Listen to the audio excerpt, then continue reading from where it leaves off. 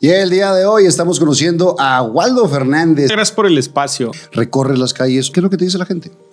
Justicia. Somos un estado que le falta justicia. Imagínate que tocas la puerta. Sale un señor, 62 años, 63 años, que te platica su historia y te dice: yo trabajé 35 años en una compañía. Y mi patrón nunca me dijo que me tenía con el seguro social con el mínimo. Ahora que me pagaba el resto por fuera. Y nunca me explicó qué pasaba con eso. Ahora que me voy a pensionar, recibo 2,000 pesos de pensión. Alguien se hizo rico con las prestaciones sociales de alguien. Y agarré el micro. Por cierto, un debate bastante raro, porque era en una universidad y había más gente de mi edad que universitarios. Hasta parecía porra, pero bueno, más allá de eso, agarro el micrófono y yo: serenos morenos, serenas morenas, y ja, ja, ja. O sea, estoy entendiendo que las cosas importantes de la vida son las que las tienes que vivir tú y que no te tienes que estar preocupando por lo que piensen o hagan los demás. Vive tu vida.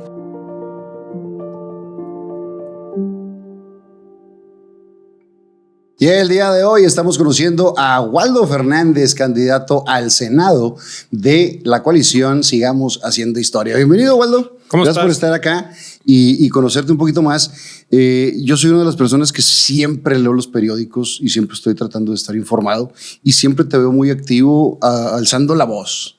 Sí, fíjate que primero que nada, gracias por el espacio. Es tuyo. La verdad es que soy un animal extraño en esto de la política, porque a ratos estoy en el ojo del huracán como político, pero a ratos también yo también me encantan los medios de comunicación, he estado haciendo experimentos, soy empresario. Y creo que la parte medular de un político es hablar con respeto, pero ser muy crítico, muy frontal de lo que está sucediendo. Y mientras más sencillo sea el lenguaje, más fácil es conectar con una audiencia que muchas veces pues está enojada, molesta, dolida, desesperada por malos gobiernos o malos funcionarios públicos, ¿no? Y eso lo hemos visto a través de toda tu historia, porque siempre levantas la voz importando a quien sea. O sea, sí, tú vas por lo que piensas y siempre manifestándolo con sustento. Claro, porque me parece que las personas... Yo, de entrada, pues yo soy producto de la cultura del esfuerzo. Educación pública, etcétera. Y si algo aprendí en la vida es que todos valemos lo mismo, que todos tenemos derecho a expresarnos igual, siempre y cuando haya un respeto. Entonces, y a mí me gusta mucho esta parte de romper cánones. No veo que la condición social o económica te haga valer más que una persona. Todos valemos igual y todos tenemos la misma oportunidad de expresar nuestro derecho a la libertad de expresión. Y hablando de esa cultura del esfuerzo, vienes desde abajo de lucha. Sí, fíjate, mi abuela... pues es la historia de la Rosa de Guadalupe, empleada doméstica. A los 16, 17 años quedé embarazada de mi mamá. Mi mamá fue una mujer excepcional. Estudió becada en una escuela donde los niños de esa escuela eran los que mi abuela cuidaba como empleada doméstica. Nos llevó a la clase media, a mis 2 hermanos y a mí. Una mujer de un carácter muy fuerte, muy fuerte. Me hizo pasar las de Caín, sobre todo en la secundaria, que no me portaba tan bien.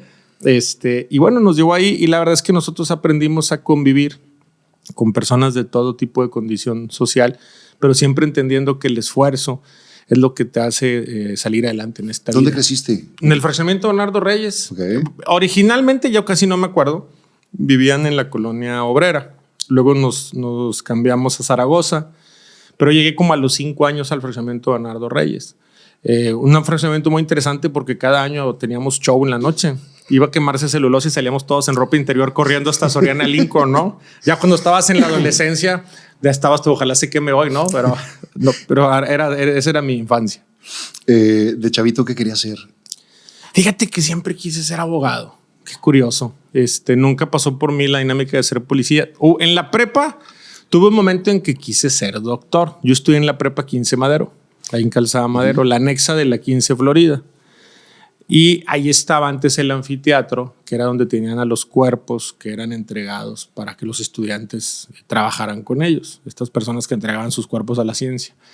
Y un día entré al anfiteatro y dije, voy a ser abogado. Definitivamente. No era lo mío. Entre el olor, las condiciones de los cadáveres, etcétera, dije, no es para mí. Y pues empecé a ejercer una profesión. Siempre quise ser abogado.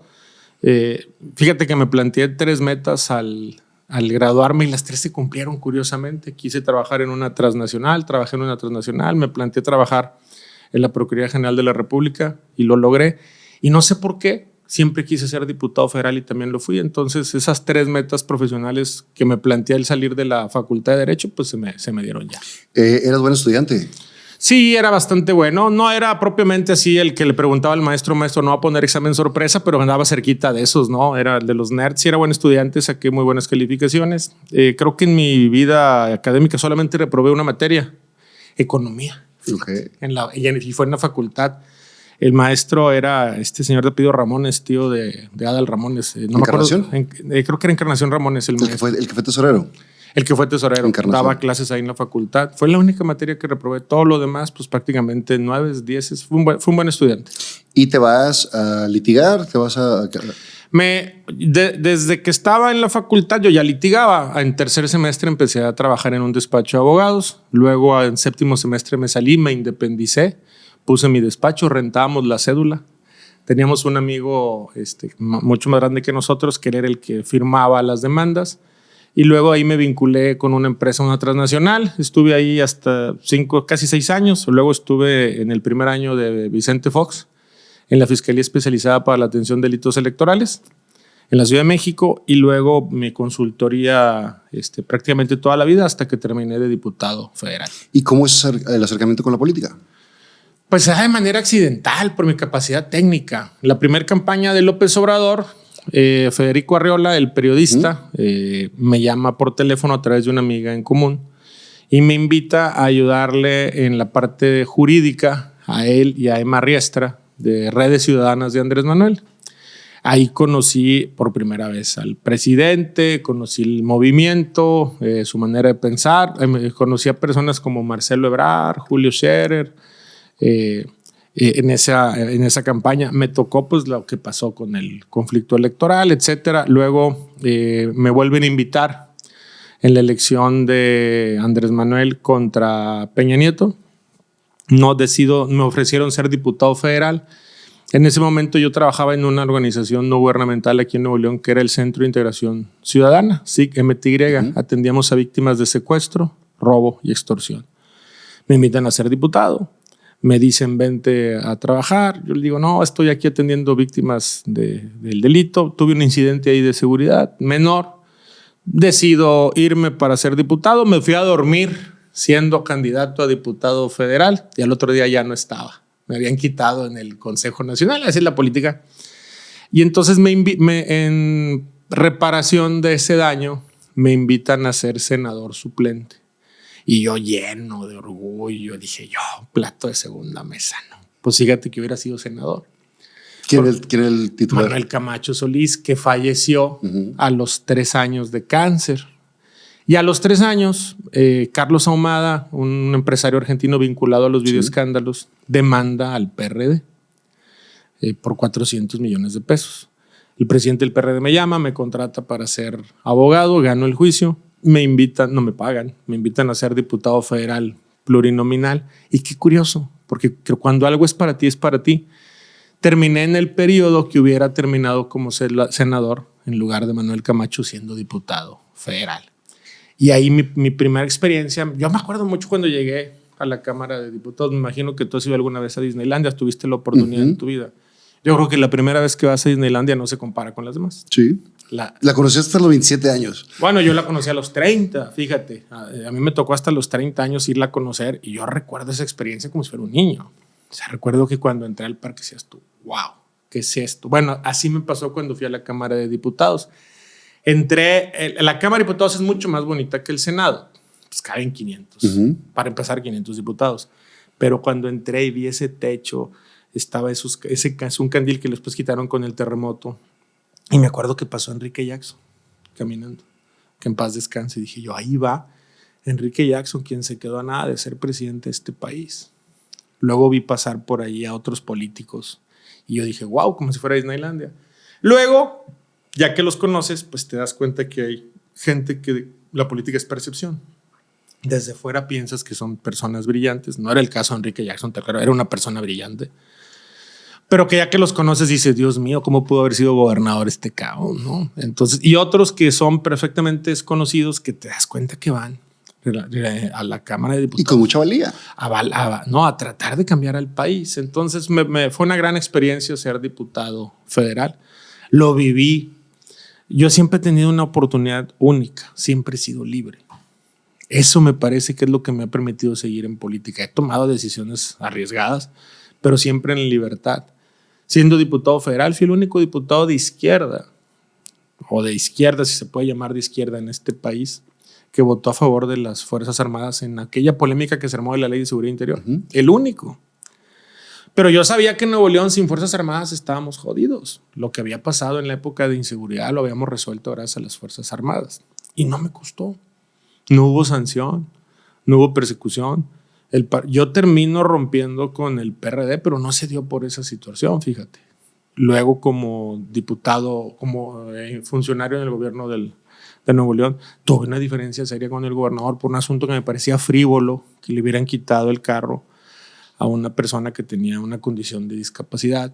Tenía un Uber con personas con condición de discapacidad, se lo quitan y una respuesta frívola que me da, me peleo y me voy. Estoy luego voy a Gobernación con Andrés Manuel López Obrador. De ahí regreso a Nuevo León de cara a las candidaturas a gobernador. Y luego termino de diputado. Y siempre he tenido esta oportunidad de ser libre.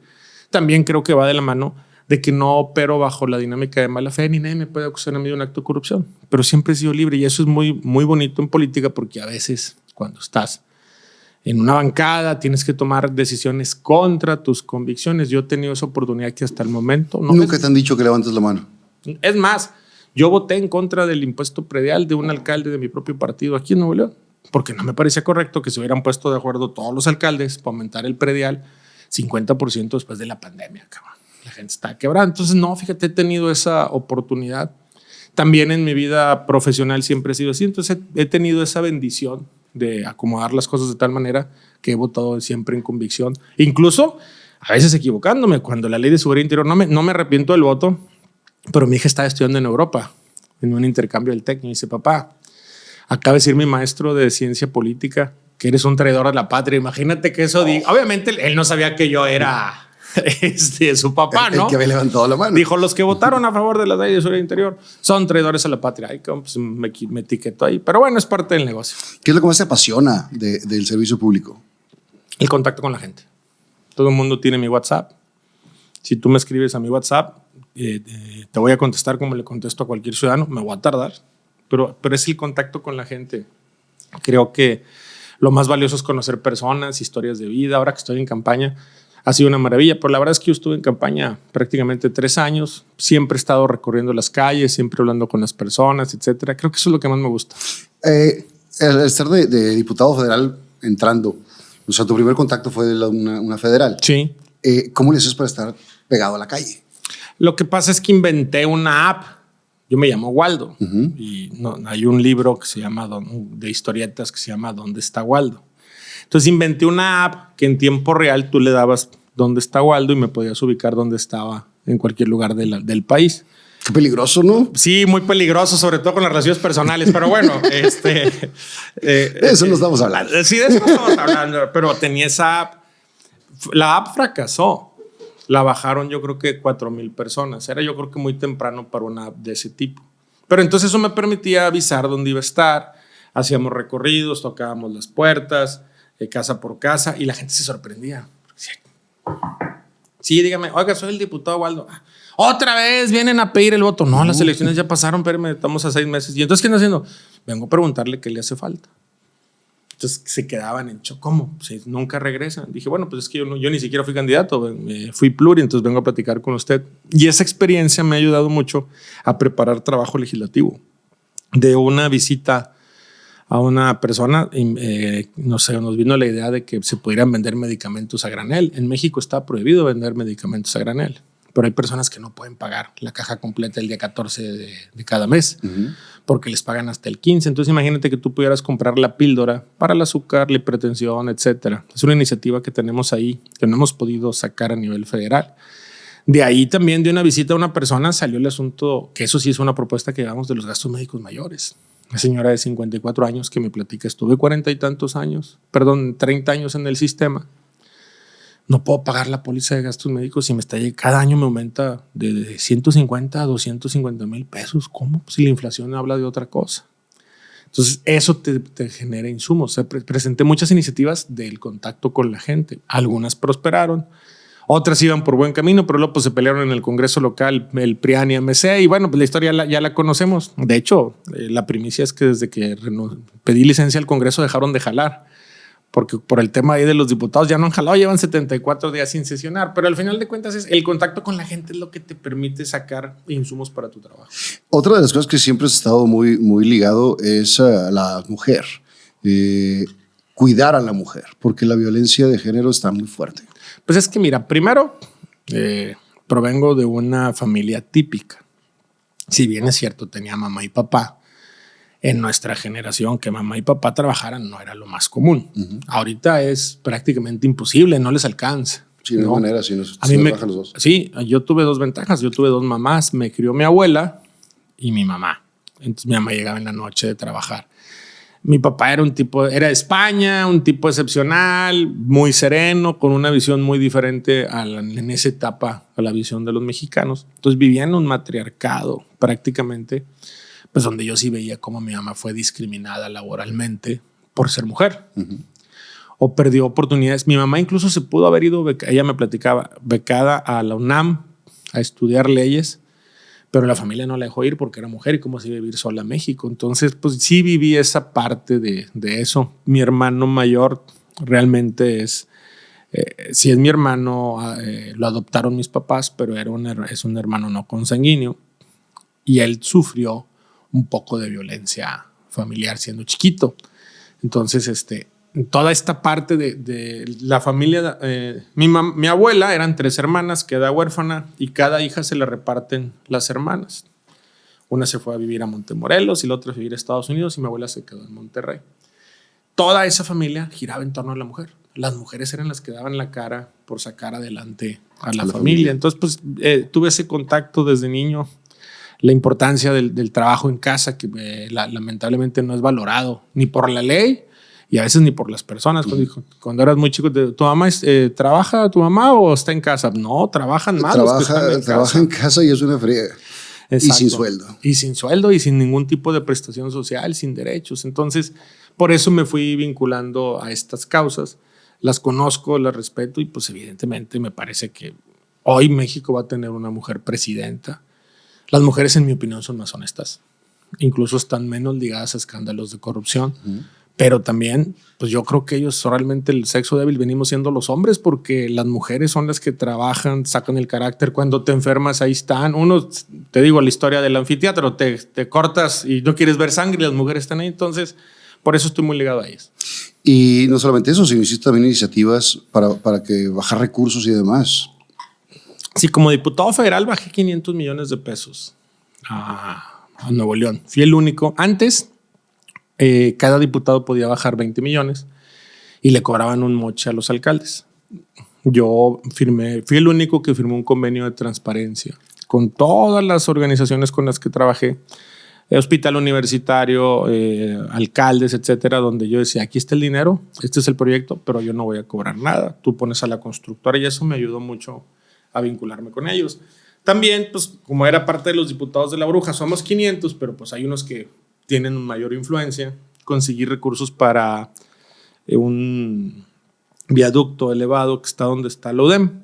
Ese 350 millones en su momento. Entonces, fue una experiencia muy padre la de ser legislador federal. Pero lo que quería que me platicaras es lo de las mujeres, porque hay mujeres que son violentadas. Sí. Está todos estos refugios que bueno, se hacen los refugios, pero ¿con qué se mantienen? Sin dinero. No, y vamos incluso más allá. A ver, nosotros presentamos una iniciativa pues, para que los refugios tuvieran suficiente dinero y hubiera la obligación municipal de tener al menos un refugio. Pero lo que no nos hemos puesto a pensar es, y eso es algo que tiene Claudia en su plataforma, es ¿por qué se tiene que ir la mujer de la casa a un refugio? Si quien la maltrata se queda en casa. Me explico, vamos más allá. Oye, me parece que al que hay que sacar de la casa porque está maltratada, hay violencia doméstica, es al hombre que se vaya y que él tenga las medidas de contención para que no se acerque a esa casa. Creo que hacia allá va ya incluso nuestra reforma. Si bien es cierto, queremos más recursos para los refugios de mujeres, pues la mujer se debe quedar en casa y él dar el sustento de que la persona pueda estar ahí. Me hablo del sustento económico, no, del legal, de que no se pueda meter. Porque pues entonces, ¿cuál es el caso? El violentador se queda en la casa y la mujer tiene que ir. Hacia allá vamos con una reforma. Que finalmente todo también se basa en la educación y en todo esto que nos ha faltado en los últimos años, pero vamos en un buen camino. Ahorita estás en campaña, recorres las calles otra vez, porque nunca las has dejado de recorrer. ¿Y qué es lo que te dice la gente? Justicia. Somos un estado que le falta justicia. Imagínate que tocas la puerta. Sale un señor, 62 años, 63 años, que te platica su historia y te dice, yo trabajé 35 años en una compañía. Y mi patrón nunca me dijo que me tenía con el seguro social con el mínimo. Ahora que me pagaba el resto por fuera. Y nunca me explicó qué pasaba con eso. Ahora que me voy a pensionar, recibo 2,000 pesos de pensión. Alguien se hizo rico con las prestaciones sociales de alguien más. La empleada doméstica que decía, no, a mí me querían mucho en la familia, comía con ellos, estaba en todo momento y cuando me enfermé, dejé de ser de la familia y me sacaron para afuera. Creo que Nuevo León, pese a que somos un estado en apariencia rico, sigue teniendo muchas desigualdades y la gente siente esta hambre de justicia. Yo lo que veo, ahorita estaba en Guadalupe y hablaba con una señora, te abraza la señora. Dice, es la primera, no me abrazaba a mí, me refiero en el sentido de que yo fuera quien le salvó, le ayudó. Dijo, es la primera vez que nosotros nos sentimos representados, que alguien ve por nosotros, el gobierno ve por nosotros. Pasas a su casa, ves las condiciones en las que vive y te dice, yo gracias a esta pensión que recibo, sobrevivo. Entonces creo que a México en los últimos 30 años le faltó que el gobierno abrazara a su gente en las mismas condiciones a todas las personas, ya sea rico, pobre o clase media, para abrazarlo. Pero este gobierno ha abrazado a la gente que más lo necesita y que más forjó a este estado, porque fue el obrero el que con su esfuerzo transformó la materia para convertir algo en riqueza. El empresario arriesgó su capital, pero el obrero fue el que se fregó y luego al obrero lo dejamos y lo desechamos en una sociedad compleja porque no tiene una buena pensión. Es todo un tema. ¿Qué otras cosas te dicen en la calle? Pues esa parte de la justicia, la gente está harta del pleito, sobre todo de las guerras, de las campañas sucias. Le gusta que frontalmente le digas a alguien lo que piensa, pero dicen, ya estamos hartos de esto, de que llegan y te dicen que fulanito, que perenganito. Eso no les gusta. Obviamente están preocupados por el agua. La crisis de movilidad es gravísima. Si tú vives en Juárez, para llegar al centro haces 2 horas y media. Uh-huh. No, mira, hace como 6 meses, un poco más, contraté a un carpintero. Entonces me dijo que iba a llegar el sábado a las 9 de la mañana. Pues llegó el sábado y eran las 10:30 y no llegaba, yo me tenía que ir. Y llegó y le dije, oiga, ¿quedó usted estar aquí a las 9? Ya me agarraba a golpes, cabrón. Pues si quiere, hijo de la... Ay, cabrón. No, pues yo estoy grandote, pero soy cobardón. No, entonces no está bien. Y a la hora viene y me dice, oiga, le quiero pedir una disculpa, es que llegué muy alterado porque salí de mi casa a las 5:30 de la mañana y mira lo que se descompuso el camión y lo que me tardé en llegar. Traslada ese estrés a la vida familiar todos los días. Pues llegas frustrado de estar en un camión haciendo fila, esperando el camión arrinconado, apretujado, con un pésimo servicio. Creo que necesitamos mejorar mucho la movilidad. ¿Cuál es tu percepción de la crisis del agua? ¿Qué fue lo que pasó? Pues mira, primero tenemos un grupo de aristócratas en Nuevo León que se pusieron a jugar a la política. Tenemos algo que se llama el Consejo Nuevo León. Yo tengo amigos ahí, te lo aclaro, pero el hecho de que tenga amigos ahí no implica que no sea responsable con mi estado.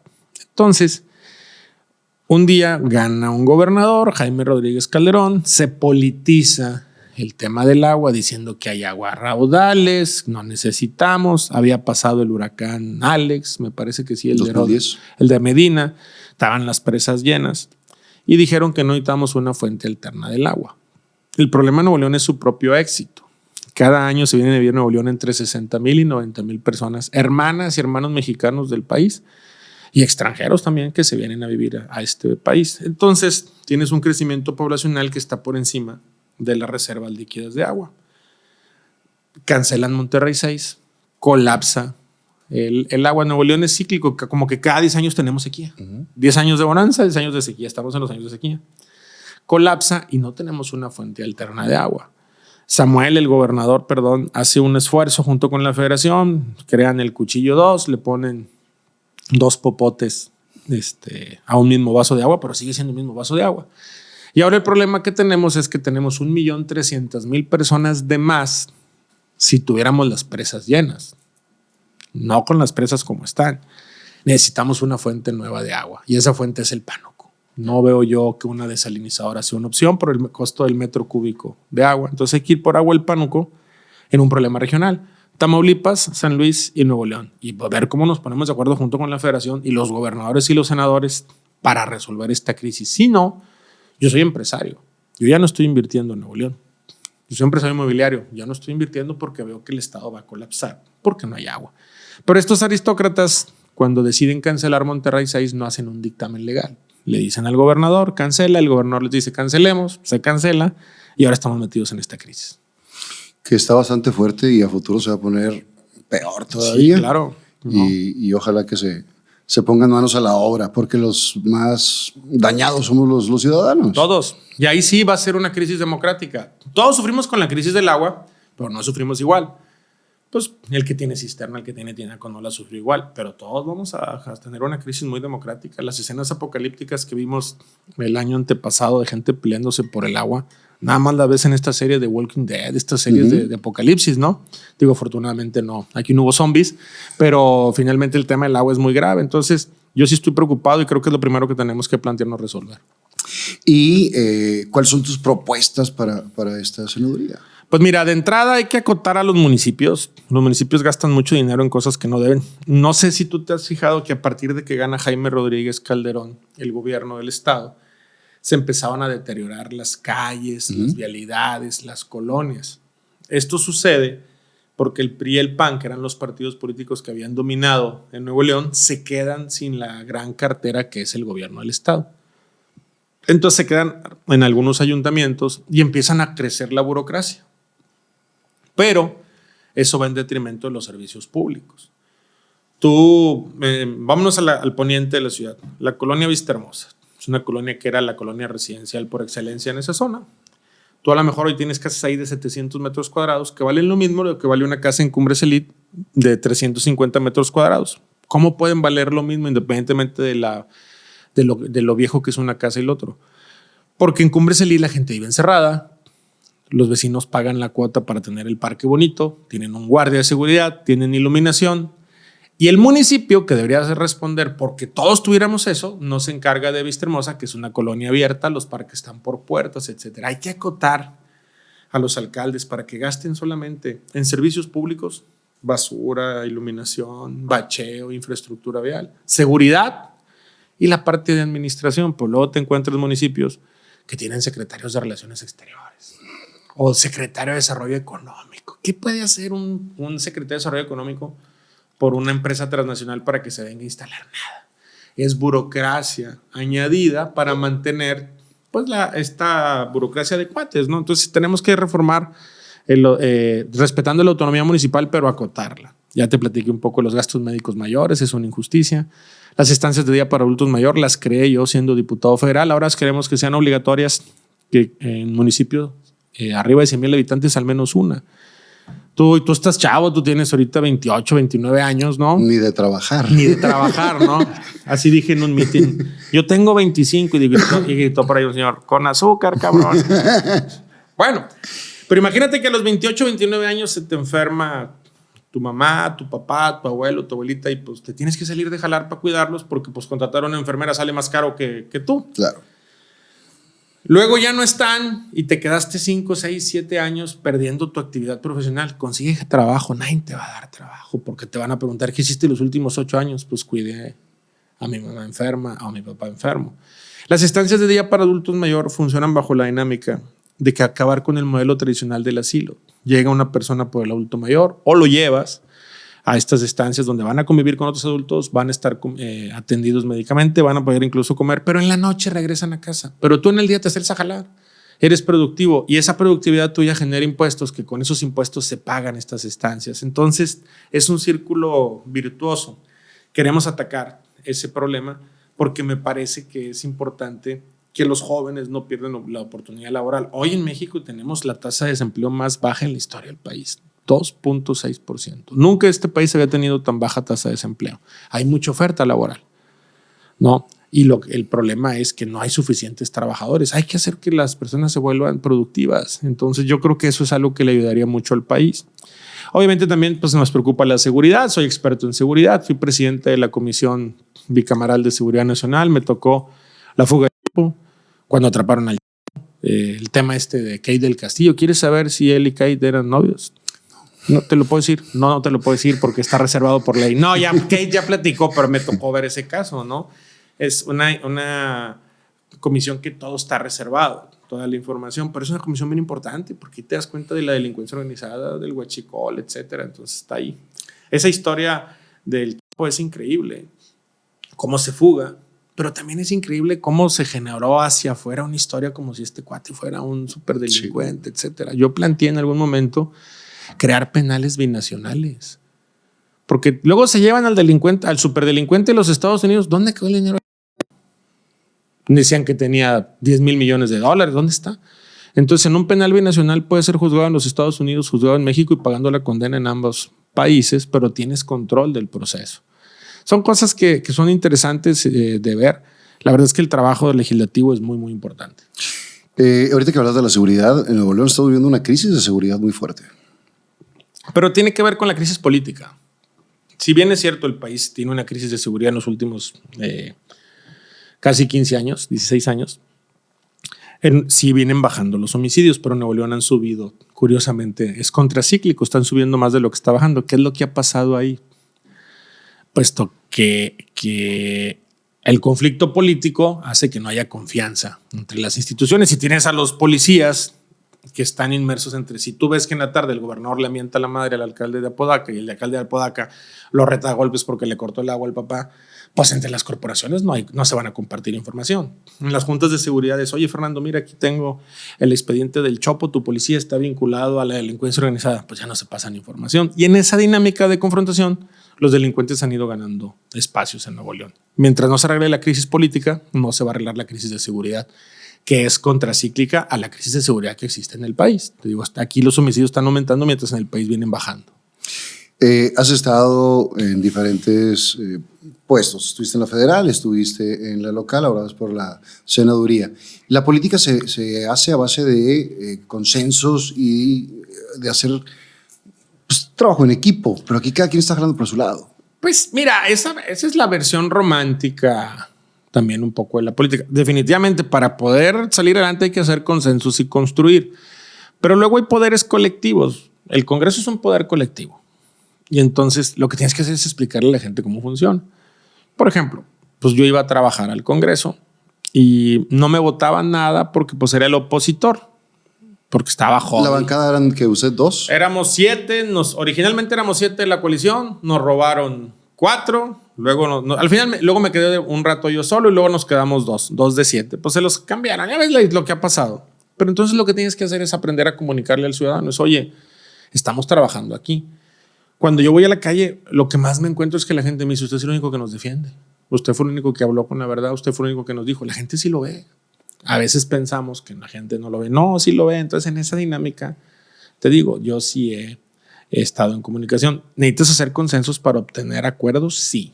Pero cuando el asunto está tan complejo como aquí, donde pues esa escena donde entraron unos inadaptados al Congreso a agredir. ¿Tú estabas adentro de la sesión? Estaba adentro en la sesión.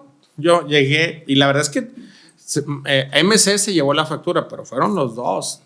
Arriba, los que tiraron el extinguidor fueron los del PRIAN. Abajo, los inadaptados fueron los inadaptados del PRIAN y abajo los inadaptados eran de MC. Y lo que buscaban era violencia para que no se designara un gobernador interino. Uno de los pasajes más complicados que ha tenido Nuevo León es historia de violencia, ¿no? Que ojalá no volvamos a ver. Y nunca se había visto un Congreso que dejara de sesionar tanto tiempo. 74 días creo que llevan al día de hoy sin sesionar. ¿Por qué? Porque no se ponen de acuerdo, porque se están peleando diputados, porque también el gobernador tal vez en un asunto de defensa, pero tal vez en un asunto de abuso, depende de cómo lo mires, pues empezó a robar diputados. Es bien difícil ser diputado, ganar una elección. Y ya que llegas, imagínate que le das la espalda a tu partido y te cambias de partido, pues engañas a los ciudadanos y engañas a tu partido. Entonces, es un antecedente que ojalá no vuelva a pasar. No puede haber una ley que no se pueda cambiar. Lo que pasa es que la Constitución está por encima de cualquier ley. Y en la Constitución, en teoría, al ser votado, pues tienes la libertad. El principal derecho que defiende una Constitución es la libertad. Creo que donde se pudiera legislar es con los pluris, que los pluris no se puedan cambiar porque son diputados de partido. Esos son los que se tendrían que quedar. Pero en los demás, pues no, ese es un asunto donde la libertad individual está sobre el privilegio de la libertad democrática de la elección. Dentro de las propuestas, ya nos dijiste algunas, ¿qué más tienes en mente para poder mejorar este estado? Pues mira, ya te hablé del agua, ya te hablé de la seguridad. Nos preocupa un poco la crisis de movilidad. Esa no la podemos resolver nosotros, la resuelve el gobernador. Yo tengo 3 hijos. 2 han estado con enfermedades muy complicadas en alguna etapa de su vida. La enfermedad de un hijo es lo más difícil que te puede pasar, porque en tu dinámica de papá, tu responsabilidad o sientes que tu carga es la protección para ellos y tú los puedes tratar de proteger contra el entorno, contra la inseguridad, pero cuando es contra una enfermedad te sientes verdaderamente un idiota, o sea, no sabes qué hacer, cómo responder, cómo reaccionar. En el transcurso a mi hija fue una situación muy diferente a mi hijo. Mi hija más chiquita, en el embarazo de su mamá, nos damos cuenta que viene con espina bífida. No sabíamos qué era la espina bífida. Nace, 4 operaciones, etcétera, pero te das cuenta del déficit que hay en este país y hacia allá voy. En el caso de mi hijo, a él tenía 22, 23 años, le da cáncer, linfoma no Hodgkin. Afortunadamente hoy está en remisión, pero te vuelves a dar cuenta del déficit que hay en este país. Quiero trabajar mucho en reformar la ley de discriminación. En este país hay una discriminación pasiva que es muy grave. No activa, pasiva. Una persona que está enferma no tiene posibilidad a veces de asegurarse, no tiene posibilidad a veces de entrar a un sector salud, no tiene oportunidad a veces de subirse a un carro, a un taxi, no está preparado la infraestructura. Y creo que eso sí está dañando el alma de nuestro país, porque si no puedes atender a tus enfermos, a las personas enfermas en su momento más complicado, es grave. Hace poco estuve en una reunión de vecinos en Country y en esa reunión de vecinos estaban unas personas que me platicaban que tenían hijos con condición autista. Lo que sufren de discriminación en las escuelas. Hay una discriminación por omisión en este país que es gravísima y creo que es algo, no se va a resolver en una ley, pero sí se tiene que poner en la agenda pública, que se entienda que cuando alguien está enfermo, lo que menos podemos hacer, sociedad, Estado, empresas, aseguradoras, es hacerle más dura su vida en la enfermedad. Y creo que ahí sí tenemos un asunto que se tiene que abordar sobre la discriminación, no sobre una política del sector salud. Se discrimina a la gente en este país por estar enferma. Y eso es muy delicado y muy grave en cualquier tipo de condición de enfermedad.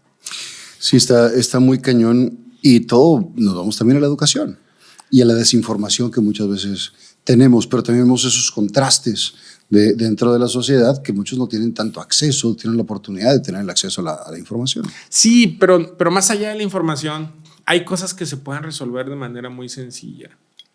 Monterrey, la capital de nuestro estado, San Pedro, San Nicolás un poco, Apodaca no se diga. No hay ni banquetas, cabrón. Batallas con las banquetas. ¿Cuánto puede costar algo para que un proyecto ambicioso con el tema de las banquetas? Vámonos al Estado. Trata de que una persona con condición de discapacidad entre a las oficinas del Palacio de Gobierno.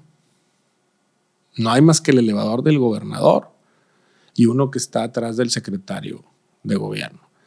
Son omisiones, o sea, discriminamos sin darnos cuenta. Y no estoy hablando que sea culpa del gobernador, claro, sí. Estoy hablando de un historial de personas que no se han preocupado.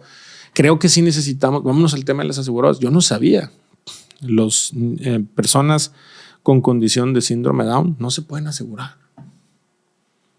bajo ninguna circunstancia, en ninguna etapa de su vida, o si se aseguran, les quitan N cantidad de enfermedades. Hoy, para algunas personas en el mundo, las personas con condición de síndrome de Down no es una enfermedad, es una condición. ¿Me explico? Entonces son discriminados. Sí tenemos que entrar a una discusión muy profunda de cómo, sin darnos cuenta como sociedad, estamos lastimando a las personas. En Nuevo León hay 800,000 personas con algún tipo de condición de discapacidad.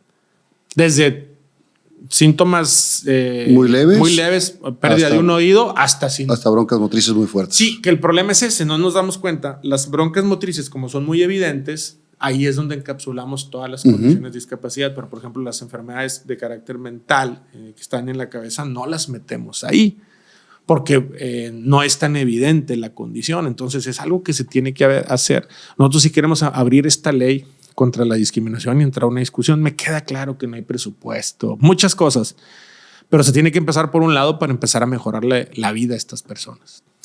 En el tema de las redes sociales has estado muy activo y no de ahorita, de hace mucho tiempo. Fuiste de los innovadores dentro de la política de meterte mucho hacia las redes sociales, porque te acerca también mucho a las personas. La tierra la trabajas siempre, pero también la manera de comunicarte a través de las redes. ¿Cómo empezaste a meterte al mundo tecnológico? Pues fue accidental. La verdad es que originalmente empecé en Twitter, ¿no? El Twitter no es mi arena. O sea, no es lo mío. Yo ya no compito ahí. ¿Sabes qué pasa con el Twitter? Que, a mí no me asusta el bullying. Pues yo tengo un humor negro. Ayer me sacaron un video ahí. Le mando saludos a Luis Donaldo Colosio, que está enojado conmigo porque lo he estado criticando. Pero me sacó un video de una muchacha ahí criticándome, etcétera. Y lo que se sorprende en todo mi equipo es que yo tomo las cosas con humor. O sea, me río. Mira, está bueno el video. Jajaja, jiji. ¿Cómo yo lo tomo. No te ganchas. No me gancho. Entonces el Twitter no me gancho. El problema del Twitter es que no se me da porque tengo un humor negro muy complicado. Y entonces, que puede ser difícil de entenderlo a través que se me puede revertir. Entonces no me haz cuenta que no. Un día yo soy empresario. Y entonces un día me tomé. Del ramo inmobiliario. Originalmente soy abogado postulante. De ahí pusimos una inmobiliaria, tuvimos una consultoría muy grande. Familiarmente tenemos una Sofom, que es un banquito, etcétera. Pero mi negocio actualmente es el ramo inmobiliario. Entonces un día me suben una foto en Facebook que me vieron en un carro. Mira, este güey anda en un carro de lujo. Y le pongo, no, ese no es y vale tanto para que sepa. O sea, yo sí les conté. Y acá me mataban los de redes. Yo creo que el Facebook es como cuando vas en la plaza caminando por la Alameda, que por cierto no hay árboles, que vas caminando por la de pasada. No, saludos, Colosio. Que vas caminando por la Alameda y vas con tu novia, ¿no? Fíjate cómo llegué a mis raíces pueblerinas. Los que íbamos a la Alameda eran los que nuestra condición económica era la más baja. Pero bueno, vas a la Alameda, vas con tu novia y pasa una persona y le echa un piropo a tu novia. Tienes dos opciones. Te haces güey o lo enfrentas. No estoy hablando de violencia, estoy haciendo un ejemplo. Creo que el Facebook es así. Si la gente percibe, por ejemplo, Waldo, vas y tiznas a tu madre y le contestas, no, amigo, yo como político me preocupo por ti. No, y le contestas, pues la tuya, güey, ¿yo qué? Me explico, como que la gente se sorprende. En WhatsApp me peleó. Hoy hay un cuate que se llama Pepe Alcar. Odia a todo lo que significa la cuarta transformación. La odia. Y me pone cosas. Es mi troll en Facebook. No me lo vas a creer que hoy me lo encontré en su casa. Fuiste a tocar la puerta de su casa. No sabía, ¿verdad? Pues yo llegué y llegó y donde me habla le digo, tú eres Pepe Alcar, ¿verdad?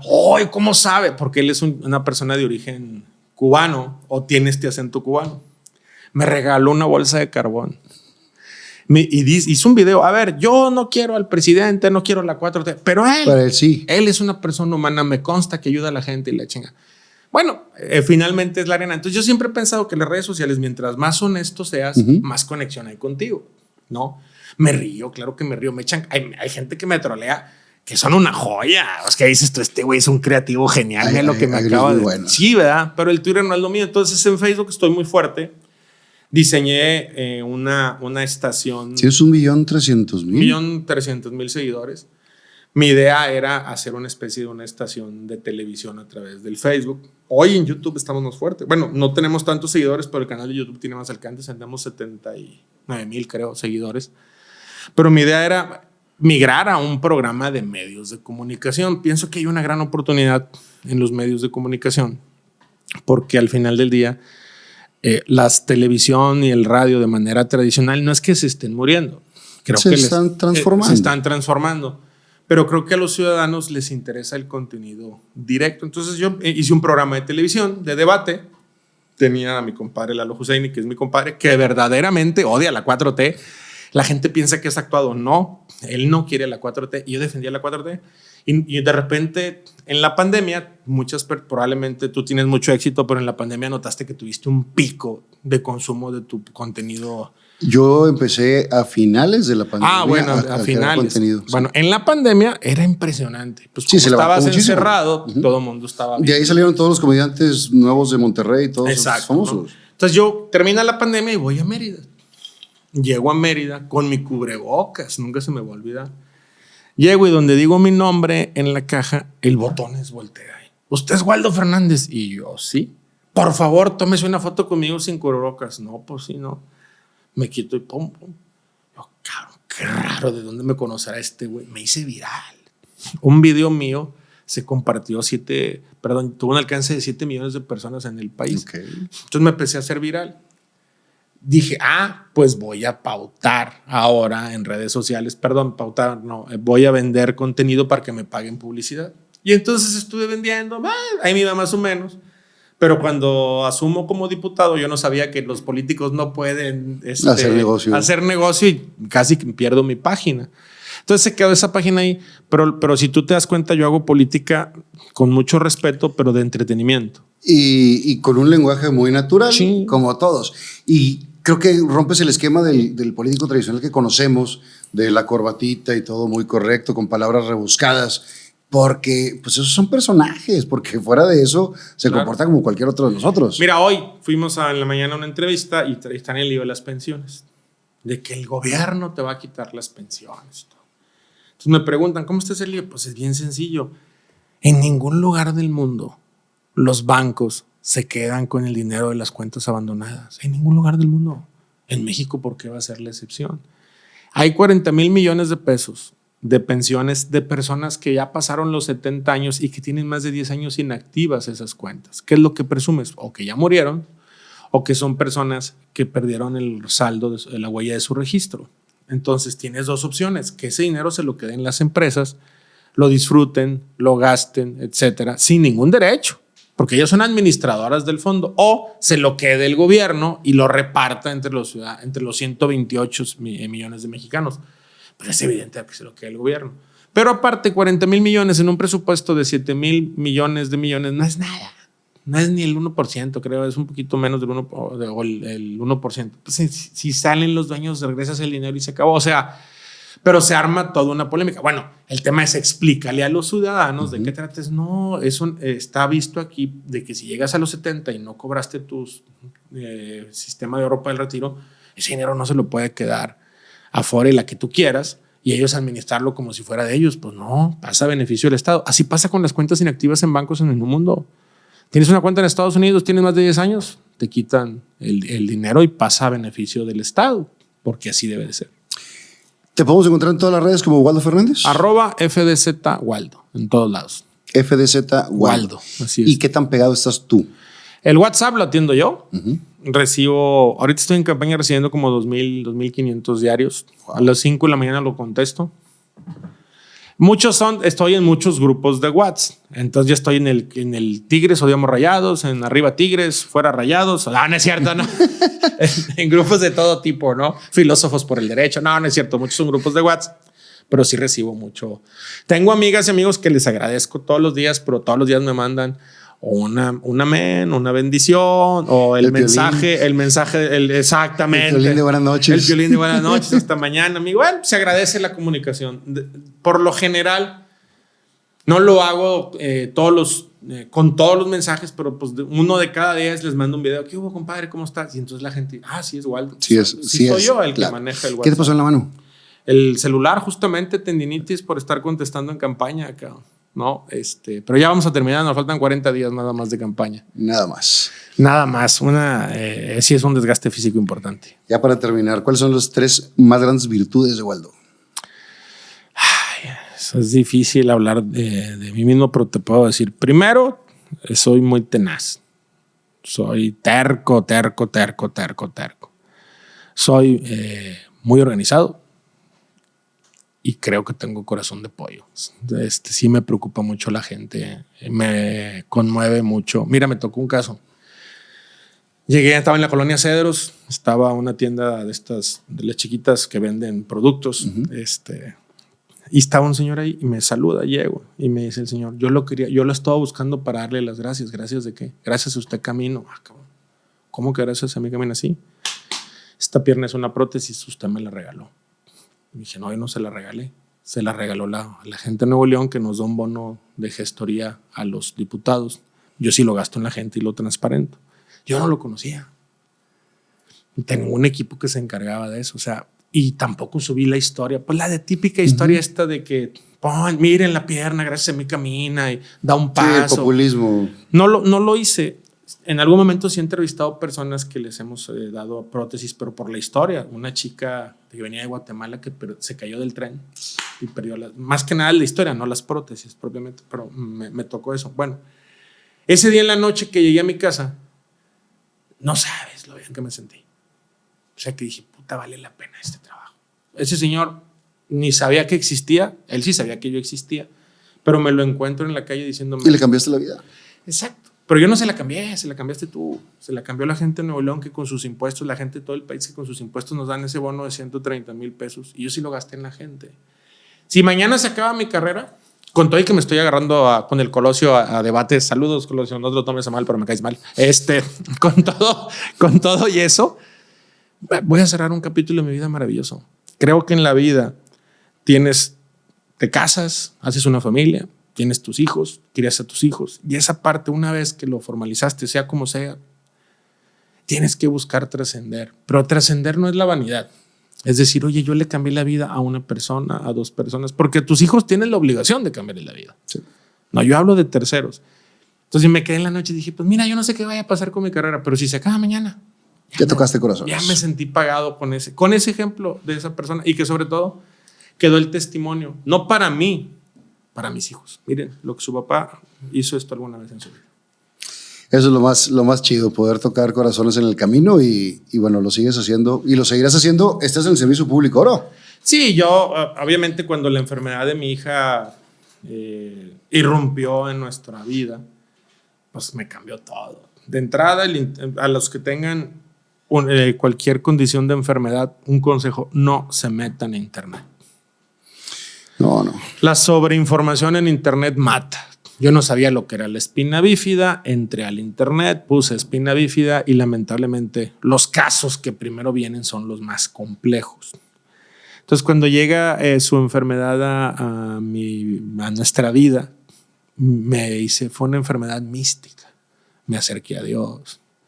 Estuve aquí una madre, Connie, que está en Montemorelos, impone las manos. Tuve una experiencia mística cuando fui ahí y pidió por la salud de Mariana, así se llama mi hija. No, obviamente no hablaba de Mariana, pero pues, entendimos el mensaje. En algún momento se nos planteó la posibilidad del aborto. Finalmente la niña no solo nació bien, está perfecta el día de hoy. Imagínate que hubiéramos decidido abortar. Pero fue una experiencia mística donde nos acompañó la religión. Cuando pasa con Waldo, mi hijo mayor, yo me enojé. Tengo que decirlo, estaba enojado con la vida, estaba enojado con Dios, tomé decisiones, incluso enojado, porque dices tú, tengo 3 hijos. Derivado de Mariana, durante 10, 12 años hicimos mucha filantropía, que nadie sabe. Sillas de ruedas. Yo siempre he donado mi salario, pero al principio fui muy ingenuo y se lo donaba a organizaciones civiles. Luego revisaba y se lo quedaban en los salarios. Entonces dije, nunca más, directamente. Y hemos ayudado a mucha gente.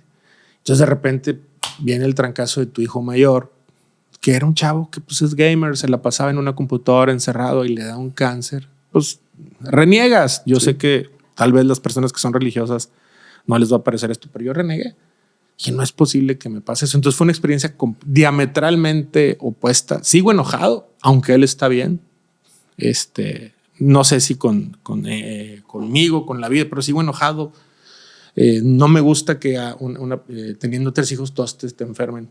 Pero son experiencias completamente diferentes.